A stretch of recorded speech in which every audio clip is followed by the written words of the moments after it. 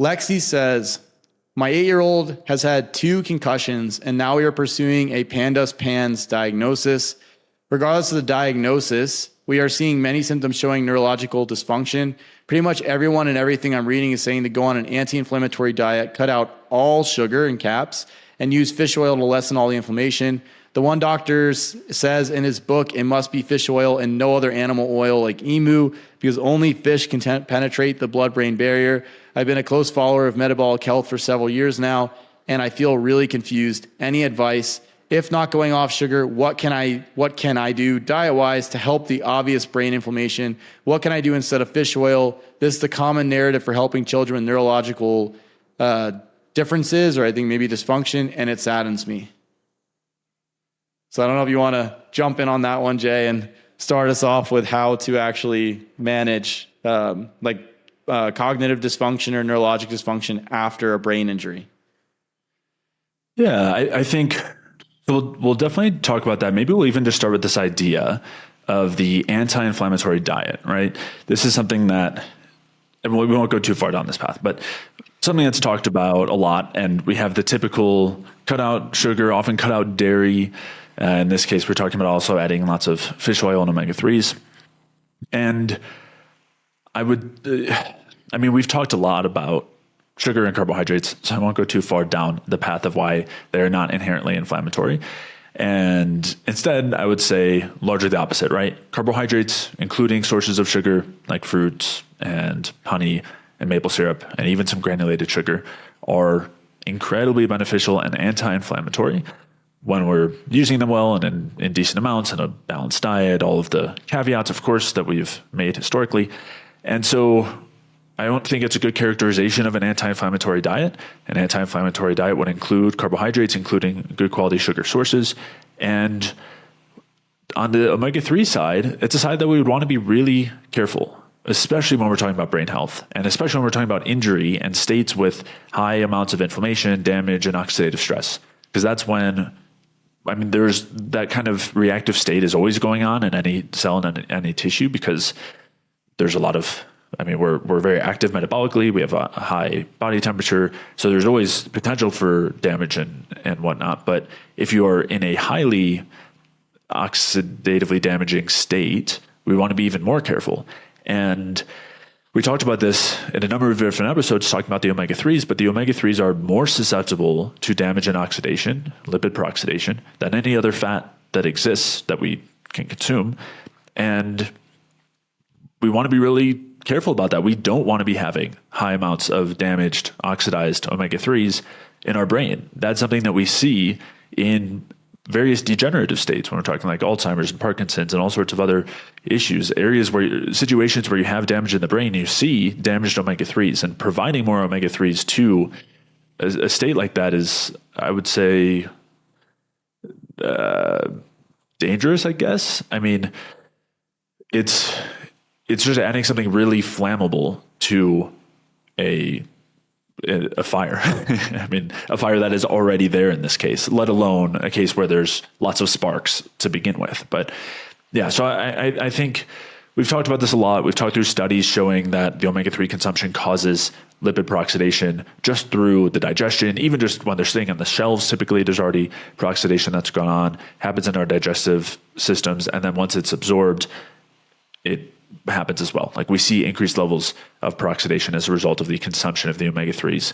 And we cited tons of studies and pathways describing this, some that are really well established, like the pathway of how omega-3s lower cholesterol production through lipoproteins in the liver, how it lowers LDL is basically by causing oxidative stress. And so, yeah, it's pretty clear there. And with that in mind, I would have caution about the idea of using omega-3s or fish oil in a situation like this. Which then brings us to the question of how do we actually create an anti-inflammatory state in the brain or anywhere? And in general, the answer there is going to be providing ATP, a low reactive oxygen species production generally, or at least a high ATP, high carbon dioxide environment. And one where we're effectively producing energy. That's how we heal. That's how we repair.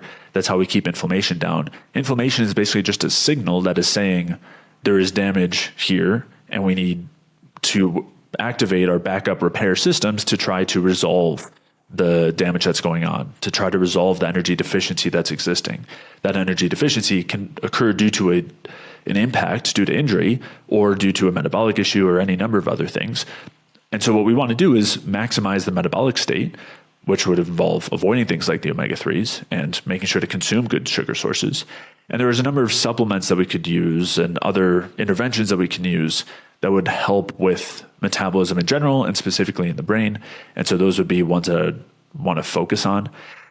And so this would be things like some of the protective steroid hormones like progesterone and pregnenolone, which can have a lot of benefits in the brain, can also increase the production of allopregnanolone, which has a lot of benefits in the brain. And progesterone specifically has been shown to be extremely protective and allow for repair and regeneration after brain injury. So those would be things that would be on my radar. I'd be thinking about something like methylene blue, which has also been shown to protect the brain against injury or after injury and allow for repair, regeneration. I would also be thinking about something like carbon dioxide, ways that we can increase it. We've talked about this in previous episodes, so I'll link to those. This could be different breathing techniques like Buteyko breathing or bag breathing. And it could also be trying to create like high carbon dioxide environments, which would all be things I'd be considering here. And other things I'd be thinking about would be when it comes to healing and regeneration, something like red light, which again, there's so many details there, but that's something I would consider and look into.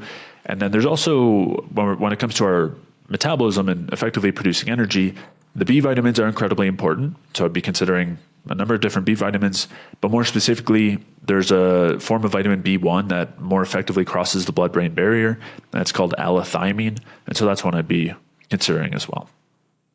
Yeah. Yeah. In terms of the anti-inflammatory diet and the omega-3s, I think with the omega-3s, one of the main mechanisms by which they're working through is blocking the inflammatory enzymes, so cyclooxygenase and lipoxyoxygenase, and then also shifting eicosanoid metabolism. So the eicosanoids are the inflammatory mediators. And so you can do this without having to use a highly lipid or peroxidizable fatty acid. And a lot of this stuff is centered around polyphenolic plant compounds, which block cyclooxygenase, block lipoxyoxygenase. They also shift what's going on with these inflammatory mediators, and they block some of the major inflammatory pathways in the body, like nuclear factor, kappa beta. So these are things like incorporating fruits and some of the vegetables in the diet, which you would see in the anti-inflammatory diet, except they wouldn't have fruits.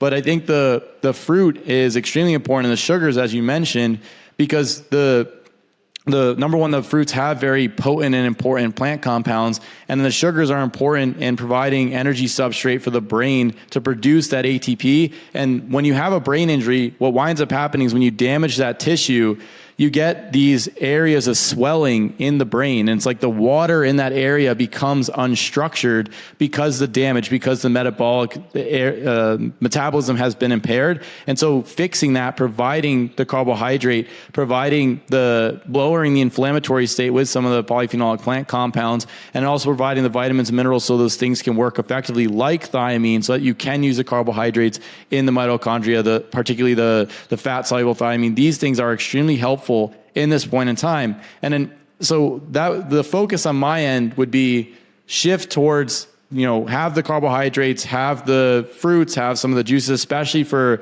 an 8-year-old kid. Let them have some of these things. Make sure they have a decent nutrient density in the diet and things along these lines. And then if you still want to hedge and you're really concerned about the omega-3s, incorporate seafood in the diet. Shrimp, mussels, some clams, if you have oysters here and there, if you have scallops, if you have some fish in the diet, incorporate like cod, sole, flounder, etc. Incorporate those, because number one, they're going to provide vitamins and minerals that are going to be lacking from the diet otherwise. So things like iodine and selenium. So those things would be important. That will be important for lowering ROS, because the selenium is involved in the enzymes that produce glutathione, which is one of the major antioxidants in the body that will help to control reactive oxygen species in the brain in that damaged area. You get a good protein source.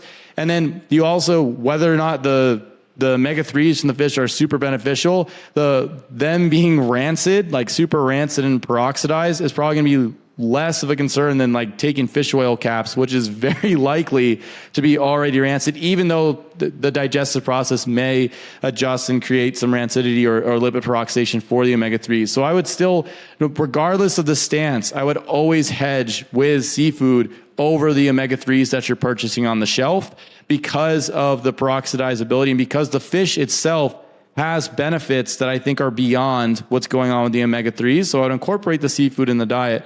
So we have carbs, we have some seafood, we have the plant compounds. The carbs be the fruit sources, and we have the different plant compounds that would come from those. I'll talk about some specific ones. But then the other thing that we want to do is they say no carbs at all in this anti-inflammatory diet because we want to get ketones in because ketones have all this benefit. And it's like, okay, incorporate some coconut oil in the diet. Or if you really would like, incorporate some MCT oil in the diet and you'll get some ketones without having to drop all of the carbohydrate content. And again, the insulin signaling and the carbohydrate content is extremely important to provide NADPH for glutathione production as well, which is going to help control the reactive oxygen species. So an anti-inflammatory diet could include some seafood types that I mentioned, some fruit sources and some juice sources, maybe some starch sources that work well. And it also can include some things like the different plant compounds, and then maybe some coconut oil or some MCT oil in the diet. If you wanted to still get some of the benefits in these other areas and still incorporate the benefits within components that we are talking about. Now, with that said, with the brain injury element, like for a child as well, for an 8-year-old, like red light is a low hanging fruit option because you don't have to worry about the supplements and all this type of stuff. And like, oh, the neurosteroids in a kid, what's the effect? We don't have all the research on it. So you can do the diet plus the red light component. And I think those things would be super helpful with like very, very low risk for a child in this circumstance.